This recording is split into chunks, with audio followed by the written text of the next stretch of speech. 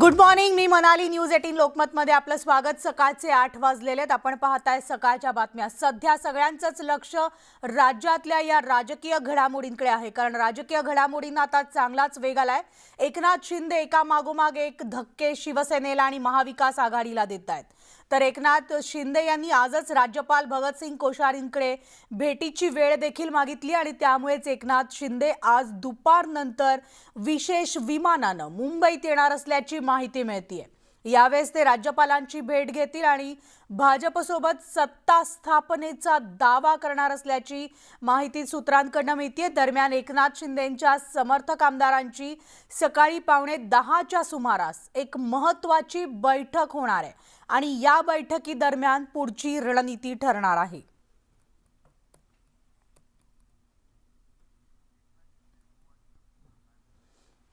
तर काही वेळापूर्वीच एकनाथ शिंदे त्यांच्या समर्थक आमदारांसह गुवाहाटी येथे दाखल झाले. त्यावेळेस त्यांनी प्रसार माध्यमांशी प्रतिक्रिया दिलेली आहे. पहिली प्रतिक्रिया ही त्यांची होती. पाहूयात काय म्हणाले. सेना के 40 MLA अभी यहाँ मौजूद है और सभी लोग जो है, हम बाला साहब ठाकरे जी का जो हिंदुत्व है इस और उनकी जो भूमिका है उसको हम लोग आगे ले जाना चाहते हैं. और गुवाहाटी क्यों आए? शिंदेजी मराठीत संपूर्ण राज्य तुमच्याकडे बघतंय. अप्रोच रहा है, मराठीत शिंदेजी मराठीत रहा है, क्या कहेंगे उस पर? देखिए, मुझे किसके ऊपर टीका टिप्पणी नहीं करनी है. मुझे इतना ही बात है कि जो शिवसेना के MLA हैं आज यहाँ मौजूद है और बाला साहब की जो हिंदुत्व की बात है उसे हम लोग आगे जाएंगे. So I have not counted any MLAs. Only 2-3 of my friends, they called me up. So I came to receive them. I don't know. I have never counted how many MLAs came or whatever things. government representative receiving No. It's a personal relation. I came here.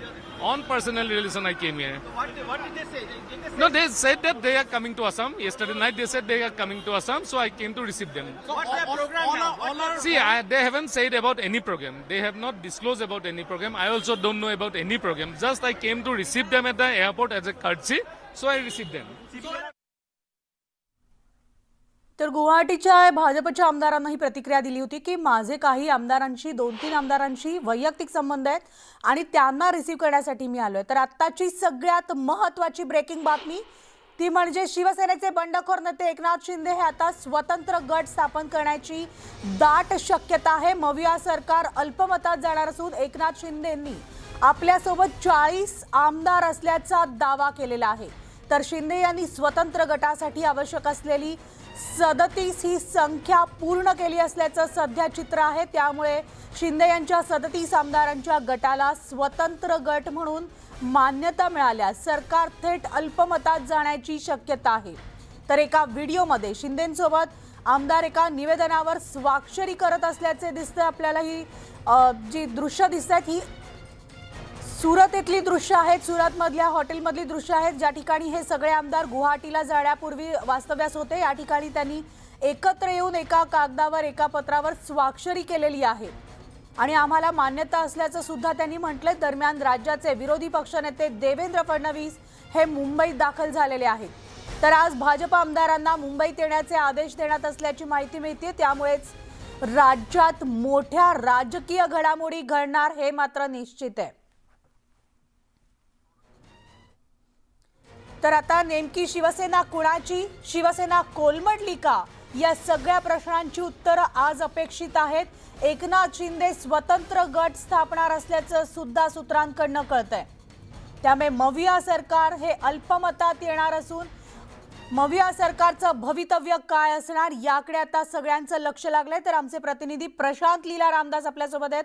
Prashant, good morning. महाराष्ट्रासाठी आजची सकाळ एक नवी राजकीय घडामोडींची सकाळ म्हणावी लागेल का? इस पर जल्दी से निर्णय होगा जब वहां से इतना शिंदे गुवाहाटी से निकलेंगे.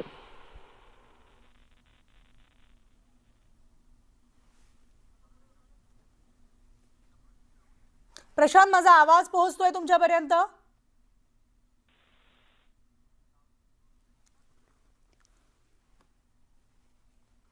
तर आत्ताची सगळ्यात महत्त्वाची बातमी ती म्हणजे एकनाथ शिंदे हे स्वतंत्र गट स्थापणार आहेत, त्यामुळे मविया सरकार अल्पमतात जाण्याची दाट शक्यता आहे. एकनाथ शिंदेंचं नाराज आमदारांना महाराष्ट्रातून बाहेर काढण्यासाठी कमालीची गुप्तता पाळण्यात आली होती आणि त्यानुसार सुरतहून ते थेट गुवाहाटीला सगळे आमदार रवाना झालेले आहेत, गुवाहाटी येथे पोहोचलेले आहेत.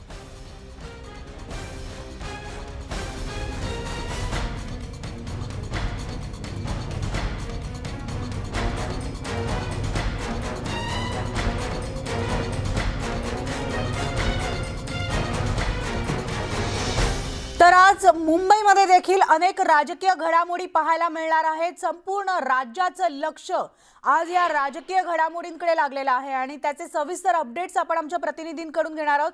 राजभवनाच्या बाहेर आमची प्रतिनिधी आहे सुस्मिता भदाणे, त्याचबरोबर वैभव सोनावणे सुद्धा आमचे प्रतिनिधी आपल्यासोबत आहेत. सुस्मिता, वैभव, गुड मॉर्निंग. सर्वप्रथम वैभव, मी आपल्याकडे येते. आपण पाहतोय राज्यामध्ये पुन्हा एकदा न भूतो न भविष्यती असं चित्र, राजकीय घडामोडी, राजकीय नाट्य पाहायला मिळेल का? शिवसेना कोलमडणार का?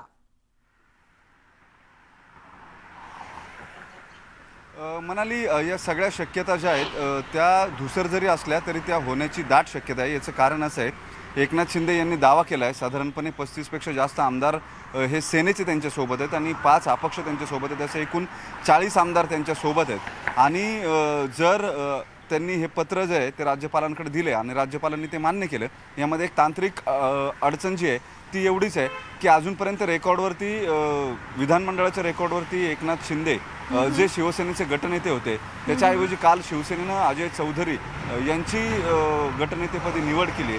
आता महत्त्वाची बाब म्हणजे पक्षांतरबंदी कायद्यानुसार जर 2/3 आमदारांचा गट जर असेल तर तो मूळ गट समजला जातो.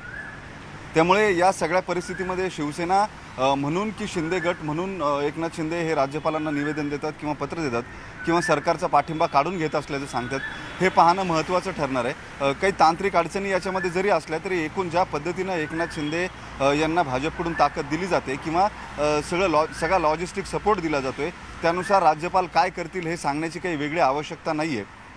साधारणपणे या सगळ्यामध्ये राज्यपालांची भूमिका ही सुद्धा अत्यंत महत्त्वाची असते. त्यामुळे गटनेते म्हणून कुणाला मान्यता दिली जाते किंवा कुठला गट जो आहे तो अधिकृत मानला जातो यावरती बऱ्याच शक्यता ज्या आहेत त्या अवलंबून आहे. जी माहिती मिळते त्यानुसार एकनाथ शिंदे आज राज्यपालांना भेटायला येणार आहेत. जर 40 आमदारांचं त्यांनी पत्र दिलं तर हे सरकार सरळ अल्पमतामध्ये येतं आणि त्यानंतर भाजप सरकार स्थापनेचा, सत्ता स्थापनेचा दावा जो आहे तो करू शकते. या गटानं, शिंदे यांच्यासोबत असलेल्या गटानं थेट शिवसेना म्हणून जर भाजपला पाठिंबा दिला तर मात्र उद्धव ठाकरे यांची मोठी कोंडी होण्याची शक्यता आहे. कारण उद्धव ठाकरे यांचं संख्याबळ जे आहे ते माझ्या मागं आपण जे सेंट रेजिस पाहतोय या सेंट रेजिसमध्ये उद्धव ठाकरे यांचे 12 ते 17 आमदार जे काल त्यांच्यासोबत बैठकीला होते वर्षावरती ते थांबलेले आहेत असं सांगण्यात येत आहे. आणि या सगळ्या आमदारांमध्ये सुद्धा आणखी काही लोक जे आहेत ते बदलती परिस्थिती पाहता एकनाथ शिंदे यांच्या बाजूनं झुकण्याची जास्त शक्यता आहे असं म्हणावं लागेल. आणि या सगळ्या शक्यता जर खऱ्या ठरल्या तर एकनाथ शिंदे यांनी संपूर्ण शिवसेना हायजॅक केली असं म्हणावं लागेल. अगदी बरोबर. आणि हा जो हायजॅक शब्द तू वैभव वापरलेला आहेस, याच शब्दाला घेऊन तुला एक प्रश्न आहे, तो म्हणजे एकतर महाविकास आघाडीचं सरकार जेव्हा बनत होतं त्यावेळेला महाविकास आघाडीचे सरकारमधनं काही नेते जे आहेत, विशेषतः राष्ट्रवादीचे आमदार, हे पक्ष सोडून भाजपशी हातमिळवणी करणार होतं. जी पहाटेची शपथविधी झाली होती त्या रात्रीची ही सगळी घटना होती आणि त्या आमदारांना पकडून परत आणण्याचं काम हे एकनाथ शिंदे यांनी केलं होतं. मग आज महाविकास आघाडीच्या सरकारमधले राष्ट्रवादीचे किंवा काँग्रेसचे आमदार कुठे आहेत हा सुद्धा सवाल उपस्थित होतोय. मनाली, या सगळ्या प्रश्नांची अत्यंत महत्त्वाची उत्तरं ही काल शरद पवार यांनी त्यांच्या पत्रकार परिषदेत दिलेली होती. हा शिवसेनेचा अंतर्गत प्रश्न आहे असं त्यांनी सांगितलेलं होतं. जोपर्यंत सेनेकडून आपल्याला याबाबत काही विचारणं होत नाही तोपर्यंत यामध्ये आपण काही बोलणं हे योग्य ठरणार नाही असं त्यांचं म्हणणं होतं. काल शरद पवार मुंबईमध्ये आले. सिल्वर ओकवरती प्रचंड हाय व्होल्टेज बैठका ज्या आहेत त्या झाल्या होत्या. प्रफुल्ल पटेल, अजित पवार, छगन भुजबळ, जयंत पाटील हे सगळे नेते जे आहेत ते झाडून सिल्वर ओकवर हजर होते. मात्र आत्ताची परिस्थिती जर बघितली तर एक गोष्ट लक्षात घ्यावी लागेल, जो लॉजिस्टिक सपोर्ट लागतो किंवा मुंबईमध्ये जी सेनेची ताकद होती त्यावेळेस एकनाथ शिंदे हे स्वतः उद्धव ठाकरे यांच्या सांगण्यावरून राष्ट्रवादीच्या आमदारांना पकडून घेऊन येत होते सत्ता स्थापनेच्या वेळेस. आता मात्र स्वतः एकनाथ शिंदेच बाहेर पडलेत त्यामुळे मुंबईमध्ये इतका मोठा लॉजिस्टिक सपोर्ट किंवा इतकी मोठी ताकद जी आहे ती वापरून त्यांना परत आणणं शक्य नाही. याचं कारण हे आमदारच मुळात मुंबईमध्ये नाही आहेत, हे सगळे गुवाहाटीला गेले. अगदी बरोबर आहे वैभव, सगळे आमदार या तिन्ही गुवाहाटीमध्ये आज पक्षांपैकी सकाळीच दाखल झालेले आहेत आणि आजची सगळ्यात मोठी घडामोड असणार आहे ती म्हणजे राजभवनावरची. त्यामुळे वैभव थेट आता आपण जाणार आहोत. आपली प्रतिनिधी सुस्मिता भदाणे राजभवनावर आहेत. सुस्मिता, सध्या राजभवनाबाहेर काय घडामोडी सुरू आहेत? तिकडे देखील बंदोबस्त तैनात करण्यात आला असणार आहे, काय अपडेट्स? खरं तर राजभवनावरती स्वतः एकनाथ शिंदे येणार आहेत अशी माहिती समोर आलेली आहे. गुवाहाटीमध्ये त्यांच्या समर्थनार्थ असणारे 40 आमदार हे पोहोचलेले होते आणि त्यावेळेला माध्यमांशी संवाद साधताना त्यांनी जी मॅजिक फिगर सांगितली आहे ती 40ची आहे. 2/3 या आमदारांचा पाठिंबा थेट एकनाथ शिंदे यांना आहे. आम्ही शिवसेना सोडलेली नाही असं एक वक्तव्य त्यांनी केलेलं आहे आणि बाळासाहेबांच्या हिंदुत्वासाठी काहीतरी टोकाचा निर्णय घेण्याची सुद्धा अपेक्षा नाकारता येत नाही.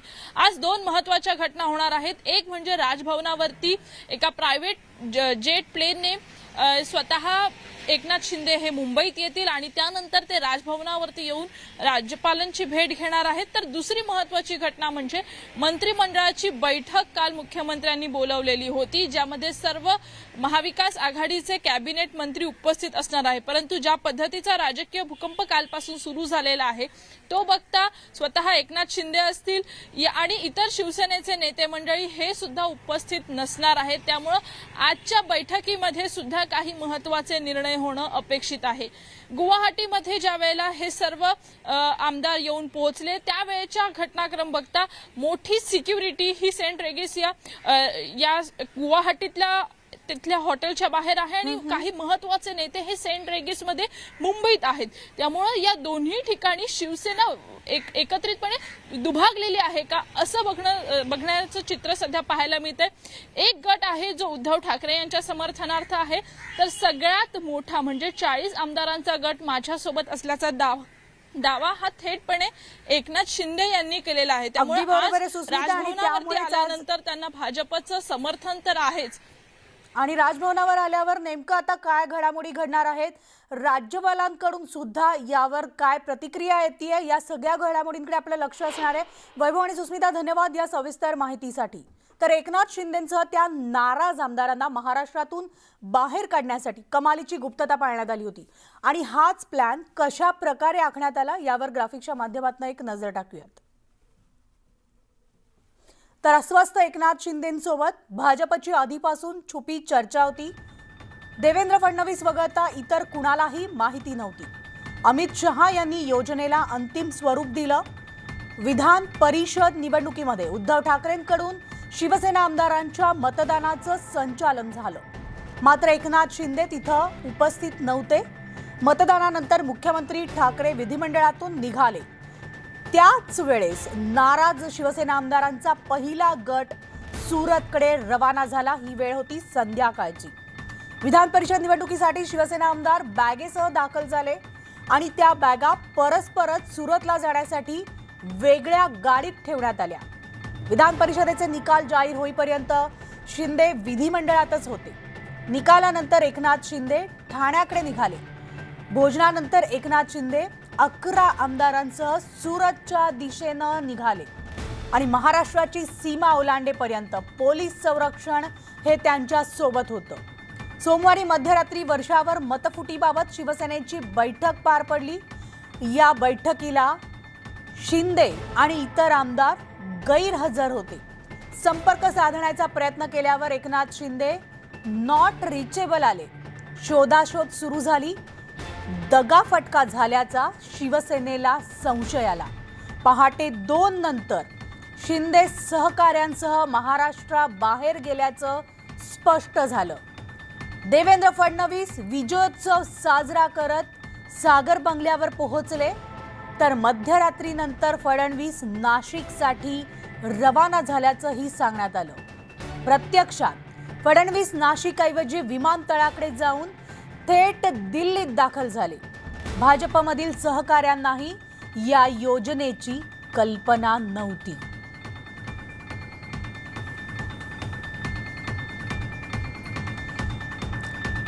तर जे आमदार एकनाथ शिंदे यांच्यासोबत आहेत ग्राफिक्सच्या माध्यमातून त्यांची नावं आपण पाहणार आहोत। सेनेचे आमदार प्रताप सरनाईक, श्रीनिवास वनगा, अनिल बाबर, नितीन देशमुख, लता सोनावणे, यामिनी जाधव, महेंद्र थोरवे, भारत गोगावले, महेंद्र दळवी, महेश शिंदे, शहाजी पाटील, शंभूराज देसाई, बालाजी कल्याणकर, ज्ञानराज चौगुले, रमेश बोरनारे, तानाजी सावंत, संदीपमान भुमरे, अब्दुल सत्तार, प्रकाश सुर्वे, किशोर पाटील, सुहार कांदे, संजय शिरसाट, प्रदीप जयस्वाल, संजय कुमार, रायमुलकर, संजय गायकवाड, विश्वनाथ भोईर, शांताराम मोरे, स्वतः एकनाथ शिंदे,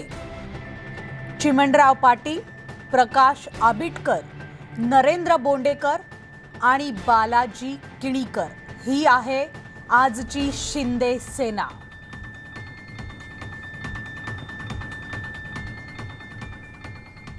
तर आजची आणखी एक राजकीय महत्त्वाची बातमी म्हणजे उद्धव ठाकरे यांनी आज दुपारी 1 वाजता एक महत्त्वाची बैठक बोलावली आहे। मविया मंत्र्यांसोबत या बैठकीचं आयोजन करण्यात आलेलं आहे। मुख्यमंत्री मोठा निर्णय या बैठकी दरम्यान घेऊ शकतात। विधानसभा विसर्जित करण्याचा पर्याय सेना करू शकते। पर्यायाची चाचपणी करण्यासाठी या बैठकीचं आयोजन मुख्यमंत्र्यांनी केलेलं आहे। तर नेमकी आता शिवसेना कोणाची याकडे संपूर्ण राज्याचं नाही तर देशाचं लक्ष लागलेलं आहे। त्यापूर्वी या पर्यायाची चाचपणी करण्यासाठी मुख्यमंत्री उद्धव ठाकरे यांनी आज मविया नेत्यांची महत्त्वाची बैठक बोलावलेली आहे। दुपारी 1 वाजता ही बैठक आयोजित करण्यात आलेली आहे। या बैठकी दरम्यान मुख्यमंत्री उद्धव ठाकरे काय निर्णय घेत आहेत याकडे संपूर्ण राज्याचं, सगळ्या जनतेचं, त्याचबरोबर राजकारण्यांचं सुद्धा लक्ष लागलेलं आहे। विधानसभा विसर्जित करण्याचा पर्याय घेऊ शकतात का, या पर्यायाची चाचपणी सेना आज करू शकते। राज्यामध्ये राजकीय घडामोडी वेगवान आपल्याला घडताना दिसतायत। दरम्यान आज एकनाथ शिंदे राज्यपालांची भेट घेण्यासाठी प्रायव्हेट जेटनं राज्यपालांची भेट घेणार आहेत। तर मुख्यमंत्र्यांची 1 वाजता बैठक आयोजित करण्यात आली आहे। तर आमच्या वरिष्ठ संपादक प्रीती सोमपुरा आपल्यासोबत आहेत। प्रीतीजी गुड मॉर्निंग। जसं मी मगासपासून आपल्या प्रेक्षकांना सांगतेय, महाराष्ट्रासाठीच नाही तर देशासाठी आज महाराष्ट्रातलं राजकारण काही वेगळं सांगू इच्छित आहे का? नक्कीच, कारण आज जे आहे, आजचा दिवस जे आहे फार महत्वाचा आहे। कारण एकनाथ शिंदे त्यांचे जे MLA आहेत त्यांच्यासोबत गुवाहाटीला निघालेले आहे आणि अशी पण बातमी येत आहे ते राज्यपालांना भेटणार आहे, राज्यपालांना एक पत्र पण लिहिणार आहे आणि सांगणार आहे की माझा सोबत 3/4 बहुमत आहे, माझ्यासोबत शिवसेनाचे 3/4 आमदार जे आहे माझ्यासोबत आहे, म्हणून शिवसेना जी आहे आमची आहे असं पण ते क्लेम करू शकतात। आणि दुसरी बातमी अशी आहे की ते असं पण सांगू शकतात फ्लोर टेस्टिंगची डिमांड जी आहे ते करू शकतात। कारण आता जे आहे महाराष्ट्र असेंब्लीमध्ये स्पीकरची जे निवडणूक होणार होती ती आतापर्यंत झालेली नाही आहे, म्हणून जे आहे आता राज्यपाल काय करणार त्याच्यावर सगळं अवलंबन ठरणार आहे। आणि अशी पण बातमी येत आहे की जे MLA जे आता तिकडे पोहोचलेला आहे गुवाहाटीला, त्यांना भेटायला आसामच्या मुख्यमंत्री पण आता तिकडे जाणार आहे। पण त्याच्यापेक्षा आणखी एक मोठी बातमी अशी आहे की आज जे आहे उद्धव ठाकरेंनी आज कॅबिनेट मीटिंग बोलवलेली आहे। ते कॅबिनेट मीटिंग मध्ये काय निष्कर्ष होणार, काय डिसिजन येणार ते पण एक अगदी बरोबर आहे प्रीतीजी। त्यामुळे या संपूर्ण घडामोडींकडे आपलं लक्ष असणार आहे। याचे सगळे अपडेट्स तुमच्याकडनं देखील घेत राहणार आहोत। तुर्तास धन्यवाद। तर महाराष्ट्रात भाजपच्या ऑपरेशन लोटसची जबाबदारी ही देवेंद्र फडणवीसांनी माजी मंत्री रवींद्र चव्हाणांवर दिली आहे। विधान परिषद मतदानाच्या दिवशी रवींद्र चव्हाणांनी एकनाथ शिंदे यांच्यासोबत या सगळ्या आमदारांची सविस्तर बैठक घेतली होती। तसंच विधान परिषद ते सुरत पर्यंत ज्या बसेस आणि खासगी वाहनं अरेंज करण्यात आली ती वाहनं रवींद्र चव्हाण आणि शिंदे यांच्या काही खास माणसांनी त्याची व्यवस्था केलेली होती। नाराज शिवसेना आमदार सुरतच्या हॉटेलमध्ये पोहोचताच रवींद्र चव्हाण यांनी हॉटेलमध्ये सगळ्या आमदारांची सविस्तर भेट देखील घेतली। त्यानंतर मंगळवारी रवींद्र चव्हाण आणि एकनाथ शिंदे यांच्यात अनेक मॅरेथॉन बैठका झाल्या रात्री गुवाहाटीला जाण्याचा निर्णय रवींद्र चव्हाण यांनी सेना आमदारांना सांगितला. तसंच मोहित कंबोज हे सुरतमधील पोलीस आणि राजकीय नेत्यांच्या संपर्कात होते. तर गुवाहाटी येथे रवींद्र चव्हाण आणि भाजपचा आणखी एक बडा नेता ठाण मांडून आहे आणि तसंच क्षणाक्षणाची प्रत्येक बातमी ही देवेंद्र फडणवीसांना कळवण्यात येते.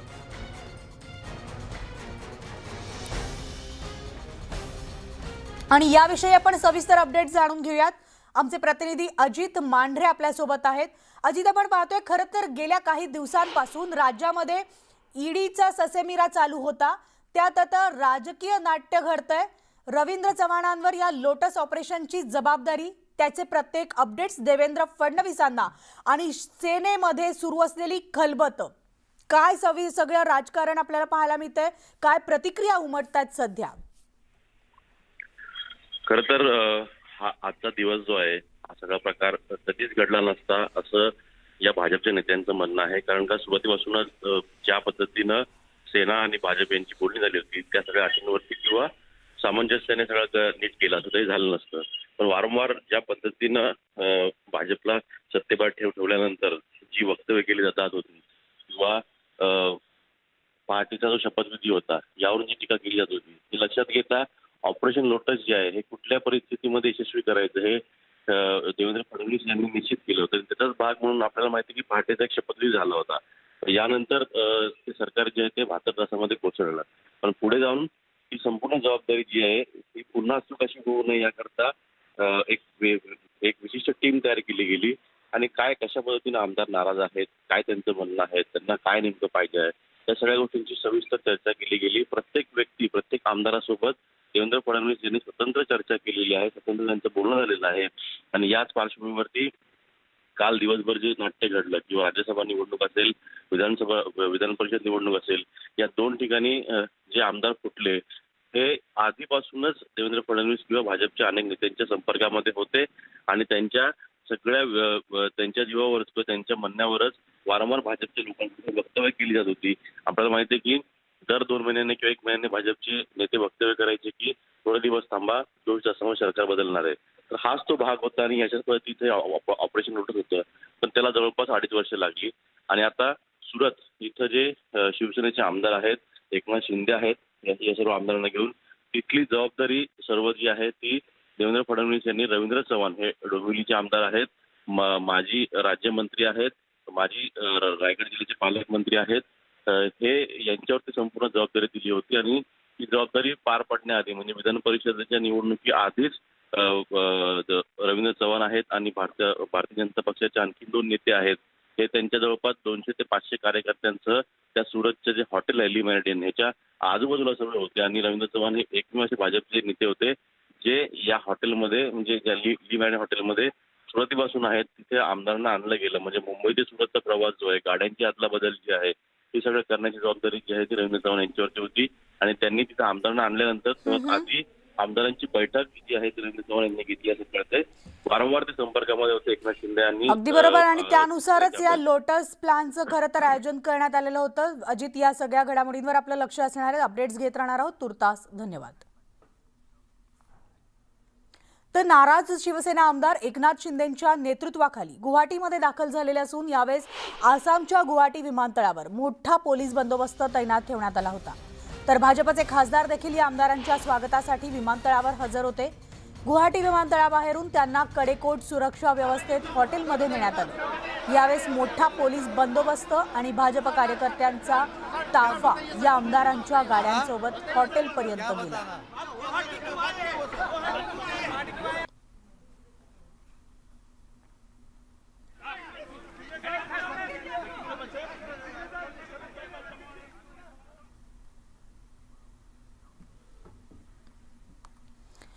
खरं तर या सगळ्या घडामोडींमुळे अनेकांच्या भुवया उंचावल्या. कारण एकनाथ शिंदेंना आसामना हलवण्याचं प्लॅनिंग हे खरं तर 5 दिवस आधीच झाले असल्याची माहिती समोर आली आहे.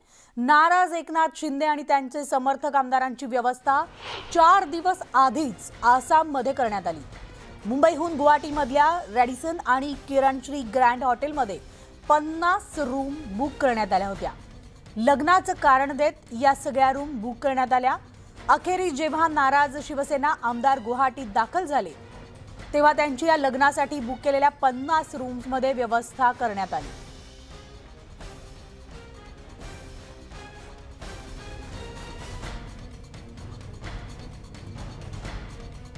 तर किशोरी पेडणेकरांनी बाळासाहेब ठाकरेंच्या स्मृतीस्थळी जाऊन अभिवादन केलंय.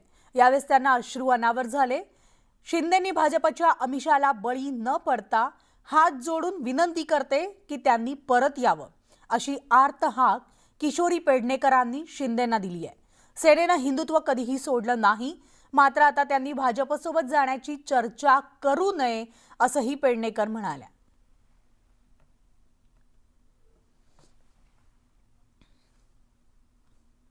मुंबईच्या माजी महापौर ज्यांची ओळख लढवय्या म्हणून ओळखली जाते त्यासुद्धा आज या ठिकाणी भावनिक झालेल्या आहेत. त्यांना अश्रू त्यांच्या अनावर झालेले आहेत. आणि किशोरीताईंशी आपण बोलणार आहोत. ताई, खरं तर तुमचे डोळे सर्व काही सांगतायत. ज्या पद्धतीनं तुम्ही भावनिक झालेलात, कसं बघताय या सगळ्या घडामोडींकडे? हिंदू हृदय सम्राट बाळासाहेब ठाकरे यांच्या स्मृतीस्थळावर आम्ही आलोय. आनंद होतो तेव्हाही आम्ही इथे येऊन शेअर करतो आणि दुःख झालं तरी आम्ही बाळासाहेबांकडे येऊन सांगतो. ज्या बाळासाहेबांना या कुटीर याच्यामधनं ज्या वेदना झाल्या त्या वेदना पक्षप्रमुख म्हणून, महाराष्ट्राचे मुख्यमंत्री म्हणून त्यांना होणार नाहीत याची आम्हाला खात्री वाटत होती. कधीच होणार नाही, कारण ते पक्षप्रमुख जरी असले तरी खूप शांत, संयमी आणि सगळ्यांना सोबत घेऊन चालणारं नेतृत्व. आणि अशा नेतृत्वाला ज्या वेळेला आत्मक्लेश होतात, उद्धवजी हे बाळासाहेबांचे सुपुत्र आहेत. 100% ते कमजोर नक्कीच नाही, ते सक्षम आहेत. पण शिवसैनिकच्या कुटुंबातले आम्ही शिवसैनिक आहोत, आम्ही छोटे शिवसैनिक आहोत. तर आम्हाला ते आत्मक्लेश त्यांना लागू नये.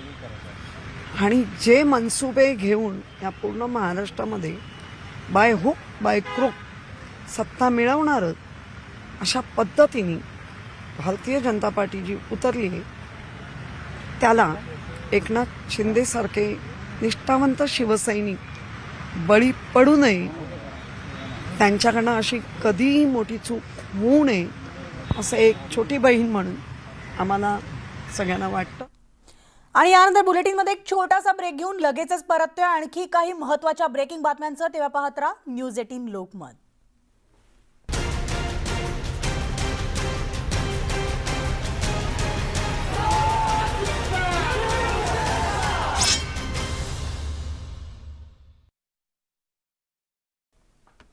तर महाराष्ट्राच्या राजकारणात सध्या निर्माण झालेली अस्थिरता ही राज्य सरकारच्या गुप्तचर यंत्रणेचं अपयश असल्याचं म्हटलं जाते. मात्र 2 महिन्यांपूर्वी राज्य गुप्तचर विभागानं याबाबतची पूर्वकल्पना दिलेली होती, अशी माहिती सूत्रांनी दिली आहे.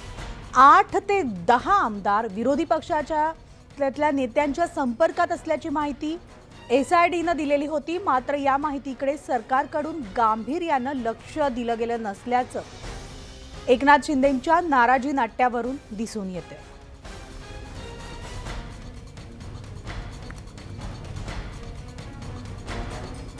तर गुप्त माहिती सरकारकडे असून देखील सरकारनं याकडे दुर्लक्ष का केलं, हा देखील मुद्दा उपस्थित होतोय. आणि त्यामुळेच हे सगळं नाराजी नाट्य जे आहे हे घडतंय की काय, अशी चर्चा आता रंगू लागली आहे.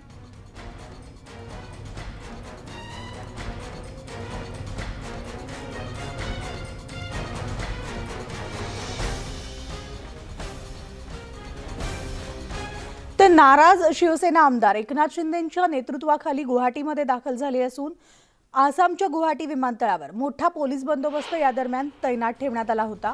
यावेळेस भाजपचे खासदार देखील आमदारांच्या स्वागतासाठी विमानतळावर हजर होते.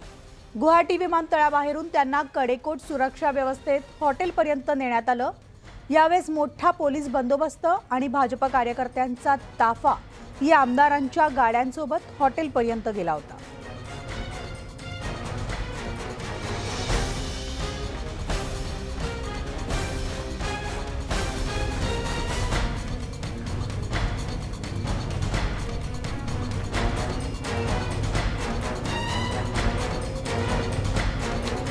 गुवाहाटीहून आमचे प्रतिनिधी विपुल बर्मन आपल्यासोबत आहेत। विपुल जी, महाराष्ट्र की राजनीति में आज दिन भर उलट पलट रहने वाली है और उसकी हलचल जो है वो गुवाहाटी में नजर आ रही है।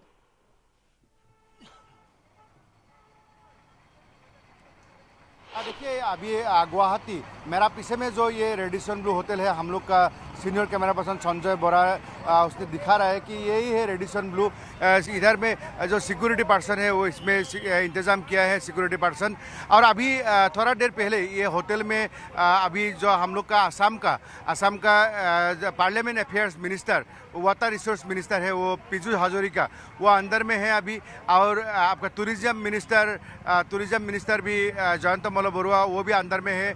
तो दो मिनिस्टर हैं, बीजेपी का, भाजपा का, और आपका MP member of parliament from Tezpur constituency Lok Sabha Pallab Lochan Das भी हैं, और बीजेपी का, भाजपा का थावरा कॉन्स्टिट्यूएंसी का एमएलए सुशांत बुरागोहाई हैं। तो बीजेपी का जो असम का जो लोकल लीडर है, ये मिनिस्टर, एमएलए और एमपी, वो लोग अभी जो इधर में अभी महाराष्ट्र से जितना भी एमएलए आए हैं, 40 एमएलए, वो लोग को साथ में उधर में थोड़ा डिस्कस करेगा। अभी 9:45 में मीटिंग है। और थोड़ा देर पहले जब ये टीम आके जो एकनाथ जी संभाजी शिंदे साहब, उसका टीम जब आके इधर में पहुंचा, उसका पहले ही असम का चीफ मिनिस्टर ये रेडिसन ब्लू से चला गया है। तो रेडिसन ब्लू में रात में भी इधर में असम का चीफ मिनिस्टर था। और एक्चुअली देखिए जो टोटल जो महाराष्ट्र का जो सीट है वो 288 टोटल एमएलए कॉन्स्टिट्यूएंसी है, और उसमें अभी 169 तो ये महाविकास आघाड़ी जो उद्धव बाला साहेब ठाकरे साहब का था ही, लेकिन उससे अगर 40 एमएलए माइनस हो गया तो इससे महासंकट हो सकता है। और अभी हम लोग जो होटल दिखाई दे, ये सिक्योरिटी पर्सन देखिए, ये सिक्योरिटी ऑफिसर्स भी है, कांस्टेबल भी है, पैरामिलिट्री फोर्स का आदमी भी है। तो अभी 100 से भी ज़्यादा जो ये पुलिस सिक्योरिटी पर्सन इंतज़ाम किया है ये रेडिसन ब्लू होटल का बाहर में। और हम लोग कल 11 बजे, रात 11 बजे से इंतज़ार कर रहा था। ये जो गोपीनाथ बोरदोलोई भारत रत्न जो इंटरनेशनल हवाई अड्डा है, उसका बाहर में पहले खबर मिला था कि एक बार गुवाहाटी नहीं आएगा, अहमदाबाद जाएगा, एक बार मालदीव जाएगा बोल के भी खबर मिला था। जी बिल्कुल विपुल उसके जी, बाद में भी ऐसी बहुत सी चर्चाएं हो रही थी, लेकिन आखिर ये सभी विधायक गुवाहाटी पहुंच गए। शुक्रिया ये सारी जानकारी देने के लिए। तर आमचे प्रतिनिधी विपुल बर्मन गुवाहाटीहून आपल्याला संपूर्ण माहिती देत होते। एकनाथ शिंदेंच्या बंडामुळे शिवसेनेमध्ये खळबळ उडाली आहे। पक्षाचा निष्ठावंत आणि शिवसैनिक आणि अनुभवी मंत्री असलेले एकनाथ शिंदेंची नाराजी ही पक्षाला महागात पडली आहे। आदित्य ठाकरेंना पक्षात पुढे आणलं जात असताना एकनाथ शिंदे मागे पडत चालले होते। संजय राऊत आणि अनिल परब यांचं पक्षात वाढलेलं महत्त्व एकनाथ शिंदेंना रुचलं नाही।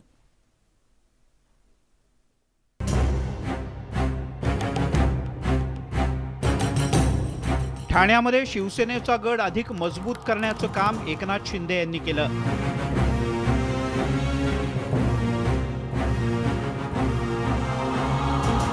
मुंबईनंतर शिवसेनेला मोठं यश देणारं शहर म्हणजे ठाणे।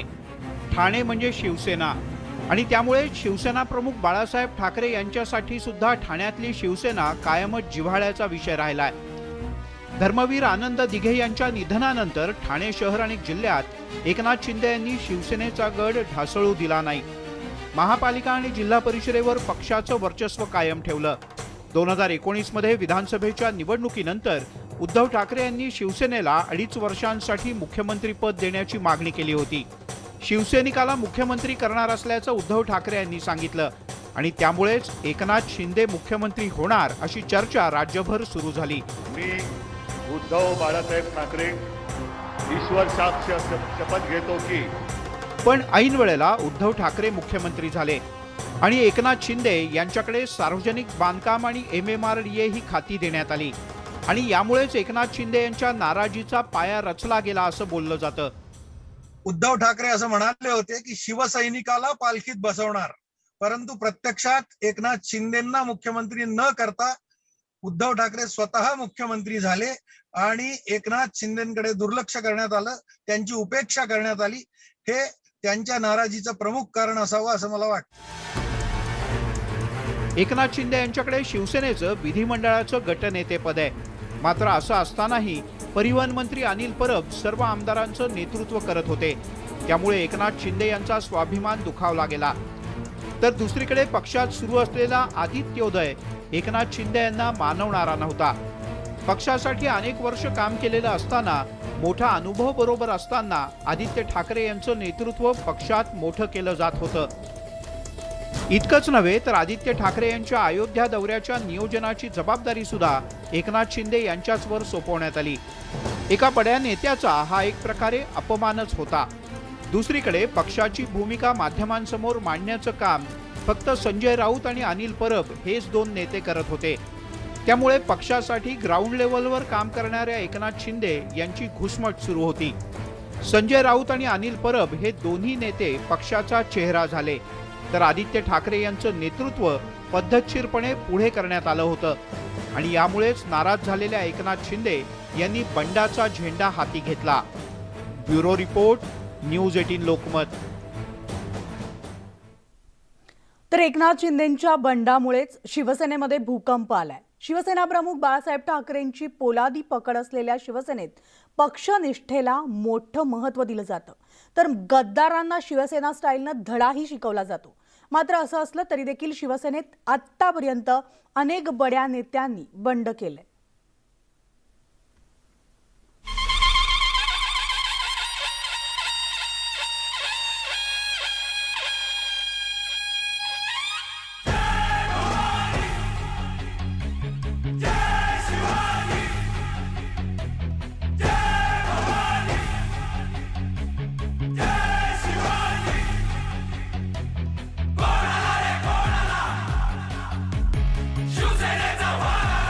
निष्ठावंत शिवसैनिकांच्या जोरावर शिवसेना प्रमुख बाळासाहेब ठाकरे यांनी 1995 मध्ये विधानसभेवर भगवा फडकवला.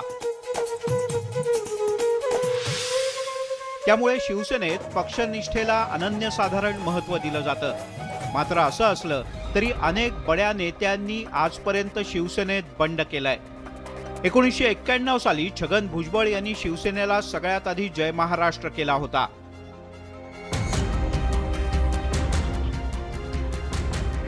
मात्र त्याची पायाभरणी 1990 मध्ये झाली होती. शिवसेनेचे 42 आमदार निवडून आले. विरोधी पक्षनेतेपद छगन भुजबळ यांना मिळणार अशी चर्चा राजकीय वर्तुळात होती. पण शिवसेना प्रमुख बाळासाहेब ठाकरे यांनी विरोधी पक्षनेतेपद मनोहर जोशी यांना दिलं.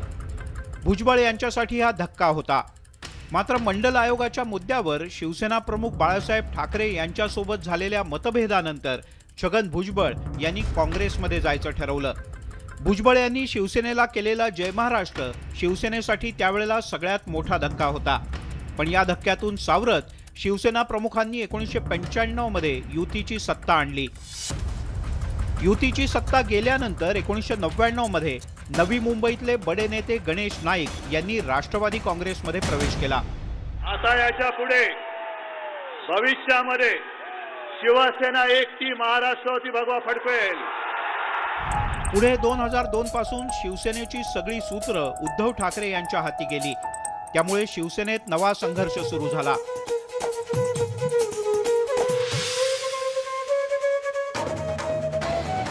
...2005 मध्ये नारायण राणे यांनी मोठा बॉम्ब टाकला. शिवसेनेत पदांचा बाजार मांडला जात असल्याचा थेट आरोप राणे यांनी केला. यानंतर नारायण राणे यांना शिवसेनेतून काढून टाकण्यात आलं. मुंबईतल्या रस्त्यांवर राणे समर्थक आणि शिवसैनिक अनेकदा भिडले. नारायण राणे यांनी काँग्रेसमध्ये प्रवेश करून महसूल मंत्रीपद मिळवलं. मात्र त्यानंतरही शिवसेनेसोबतचा संघर्ष अद्यापही सुरूच आहे.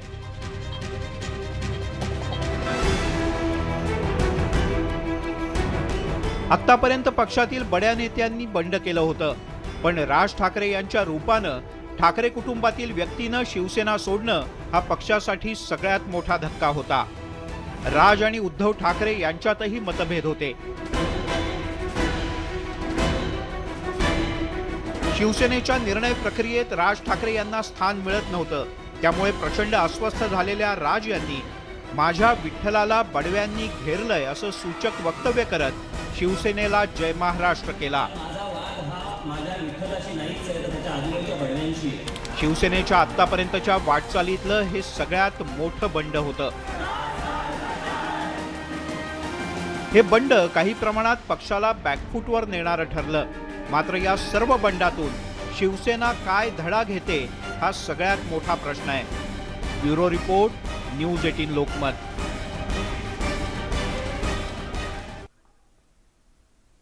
तर एकनाथ शिंदे एकामागोमाग एक धक्के शिवसेनेला देतात आणि महाविकास आघाडीला देखील. एकनाथ शिंदेंनी आजच राज्यपाल भगतसिंग कोश्यारींकडे भेटीची वेळही मागितली आहे आणि त्यामुळेच एकनाथ शिंदे आज दुपारनंतरचं विशेष विमानानं मुंबईत येणार असल्याची माहिती सूत्रांकडून मिळते. यावेळेस ते राज्यपालांची भेट घेऊन भाजपसोबत सत्ता स्थापनेचा दावा करणार असल्याची माहिती आहे. तसंच त्यांच्यासोबत मोठा गट असल्याचं देखील असून ते राज्यपाल कोश्यारींना या संदर्भातलं एक पत्रही देणार आहेत. शिवसेनेनं कालच शिंदेंना गटनेतेपदावरून हटवलं आणि आता स्वतःचा गट हाच शिवसेना असल्याचं सांगत मोठा राजकीय भूकंप घडवण्याची शिंदे यांची तयारी असल्याचं समजतं.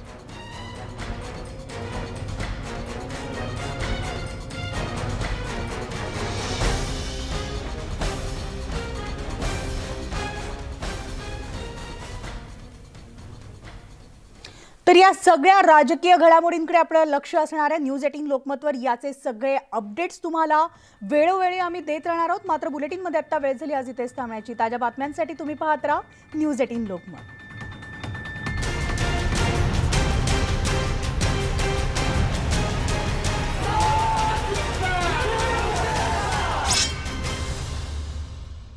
वर्षावरती होते, बऱ्याच वेगळ्या बातम्या समोर येतात. सकाळी 31 लोक होते.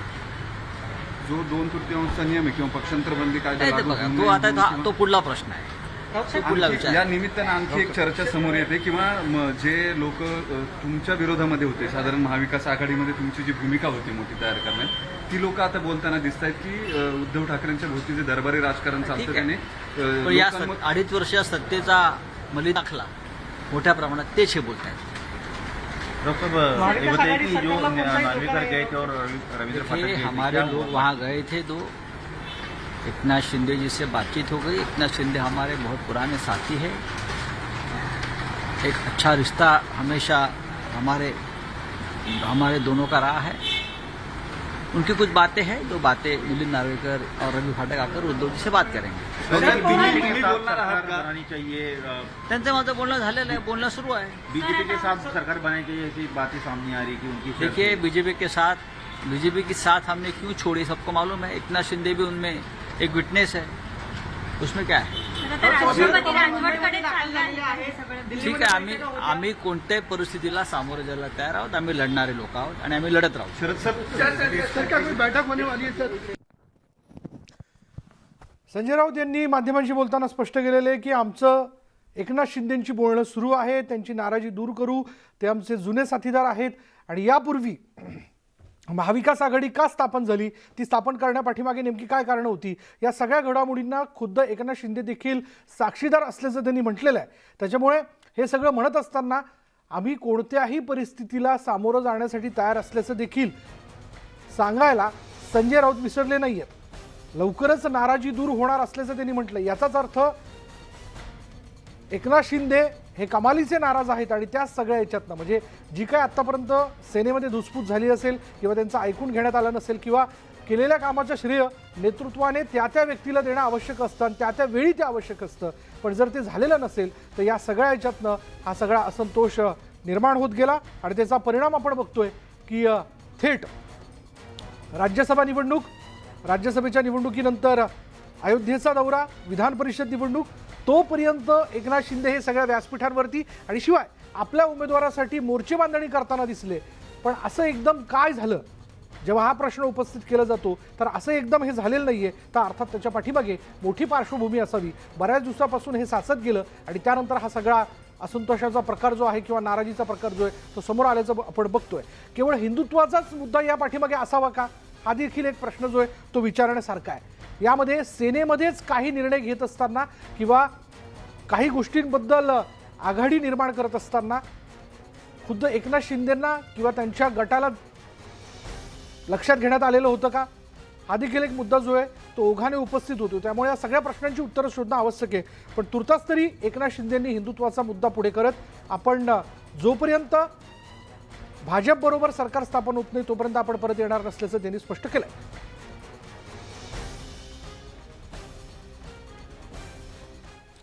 आणि यानंतर आपण इतरही घडामोडी जाणून घेणार आहोत, पण पहिल्यांदा एक नजर